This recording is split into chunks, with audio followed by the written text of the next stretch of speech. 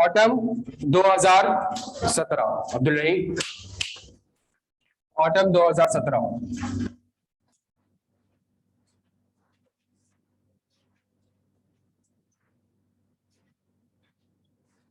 प्यारे बच्चे चले, ये एक अच्छा सवाल है। सही है, अभी हमने आधा पौना घंटा ड्राफ्टिंग करनी है सिर्फ। In response to an audit engagement letter send to Group Limited, Mr. Aziz Aslam, the new chief executive of the company, has requested your firm to provide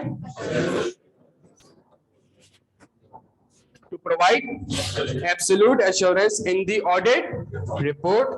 सवाल की requirement है draft and appropriate reply mentioning any four reason why the above request cannot be complied with. कितने number का सवाल है प्यारे बच्चों?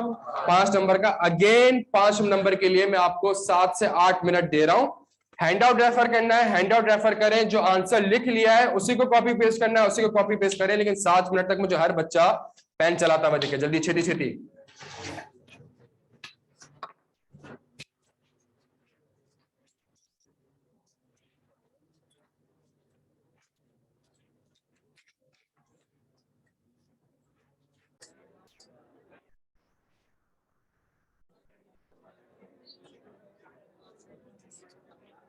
अच्छा जी, चले बच्चों आ जाएं।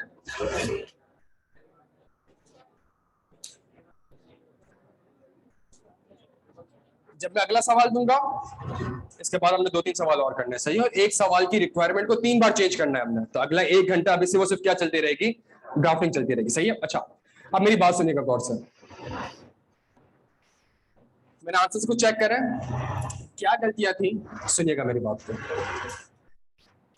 अगेन एक मसला अंग्रेजी का, आप लोग खुदा का वास्ता अपने जहन में रख लें, ये अंग्रेजी का पर्चा नहीं है। ये आप इस तरह के जो वर्ड्स यूज कर रहे हैं, खुदा का वास्ता ये वर्ड्स आपने यूज नहीं करने। एक कॉन्सेप्ट पढ़ लिया, उसको रिवाइज कर लिया, किताब देख ली, किताब के बाद एक सवाल लिख लिया, उसके बाद जब एक सिनेरियो बेस्ड क्वेश्चन आता है, ऑल्दो ये अच्छा ये भी सिनेरियो बेस्ड क्वेश्चन की सबसे आसान कैटेगरी है। सुनिएगा मेरी बात, ये सिनेरियो बेस्ड क्वेश्चन की सबसे, क्यों? बिकॉज इसमें आपने सिर्फ अगर आपको कॉन्सेप्ट क्लिक कर गया तो आपने पॉइंट्स को लिखना होगा। सही है, ये सिनेरियो बेस्ड क्वेश्चन की सबसे ज्यादा आसान। बच्चों ने गलती क्या करी सुना? बच्चों ने लिखा, बखिदमत जनाब हेडमास्टर साहब, मैं यहाँ खैरियत से हूँ, उम्मीद करता हूँ आप भी वहाँ। नहीं लिखना आपने भाई, खुदा का वास्ता है, सिर्फ लिखे to the chief executive roof limited, full stop. सही है, और उसके बाद अब बच्चा अपने आंसर में लिख क्या रहा है सुनिएगा। बच्चा अपने आंसर में लिख रहा है,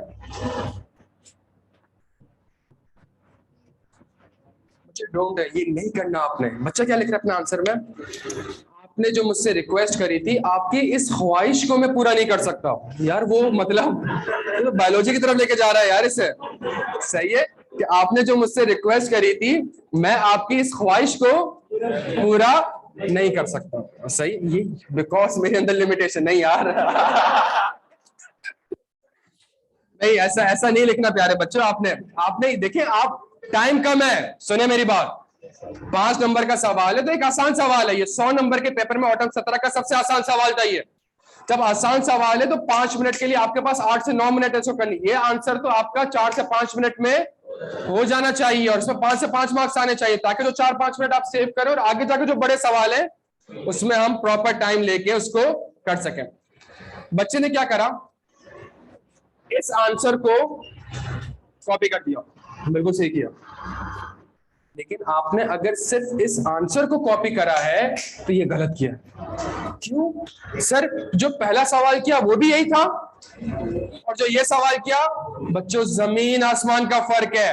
उसमें वो आपसे रिक्वेस्ट कर रहा है कि मुझे क्या प्रोवाइड करके दो, मुझे क्या प्रोवाइड करके दो, जल्दी से बता दे, मुझे क्या प्रोवाइड करके दो, मुझे एब्सोल्यूट एश्योरेंस प्रोवाइड करके दो।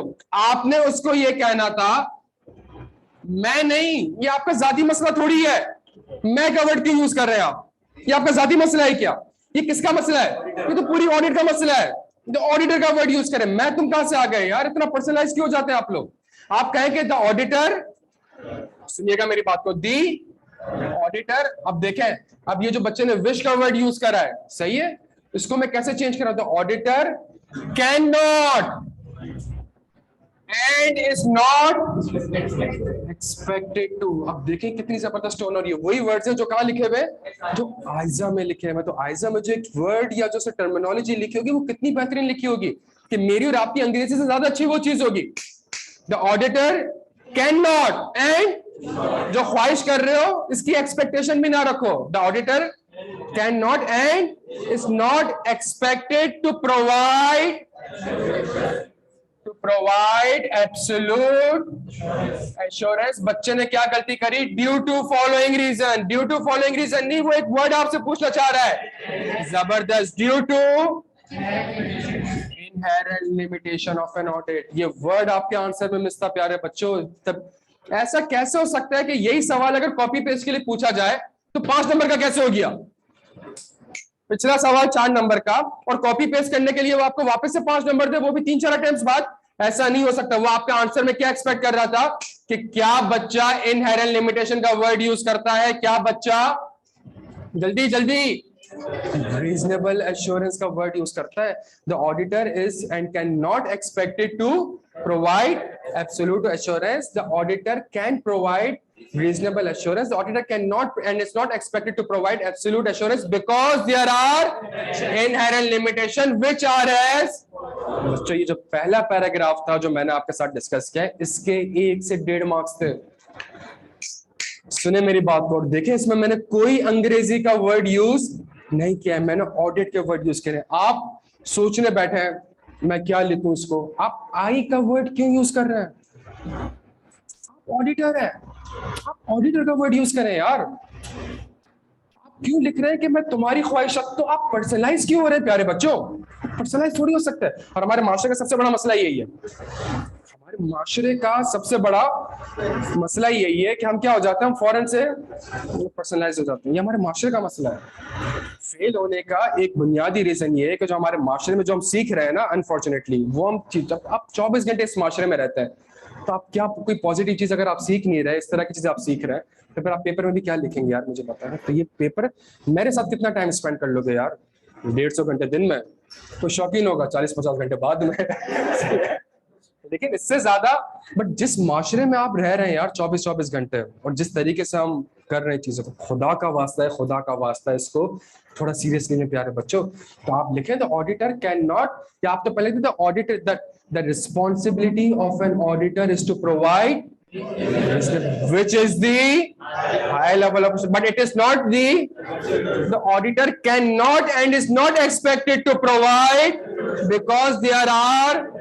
फिर बैठ के तो जो पहला पैराग्राफ है, असल तो मार्क्स इस चीज के थे। एक बच्चे ने लिखा सेम है सब,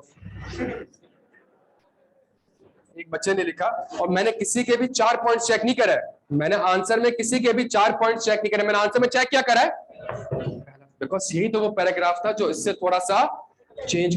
और यही वो रीजन होती है कि आप एक 1.5 मार्क्स क्या करने बैठ जाते हो, लूज करने बैठ जाते हो। और यही होता है 40 मार्क्स, 45 मार्क्स, 25 मार्क्स, 30, और आपको लगता है इसमें तो पूरे मार्क्स आने चाहिए थे, मैं तो पूरे पॉइंट छापे थे, बट जो असल वेटेज थी वो आप क्या कर जाते हो प्यारे बच्चों, स्किप कर जाते हो। क्या यहाँ तक बात समझ आती है मेरे प्यारे बच्चों? क्या यहाँ तक कितने लोगों ने ये गलतियां करी थी?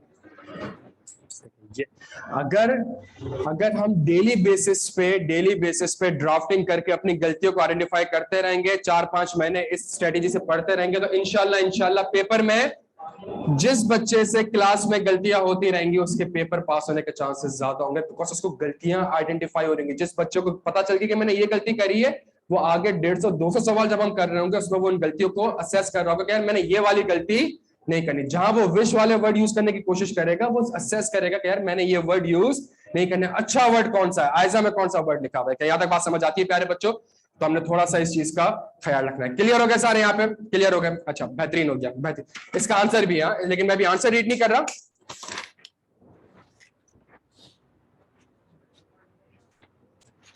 आ जाए जी, ICW फाइनल, जल्दी छेदी छेदी।